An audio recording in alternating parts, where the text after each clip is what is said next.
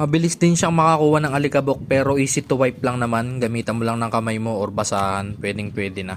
At kung gagamitin mo siya pang outdoor, pwede naman kaso sobrang bilis niya makapick up ng dust. Pero for me, pang indoor lang siya. Ayan nga pala yung traction niya, yung toe part at saka yung heel part niya. At para sa upper part nga pala niya is ginamitan siya ng breathable mesh, siyempre. Para sa cushioning naman niya is ginamitan siya ng Zoom Air. Yan. At kung i-rate natin yung ankle support niya is 8.5 out of 10. Yes, 8.5 dahil sa mga plastic frames niya, syempre.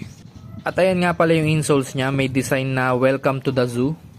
Ang fittings nga pala ng sapatos na to ay true to size.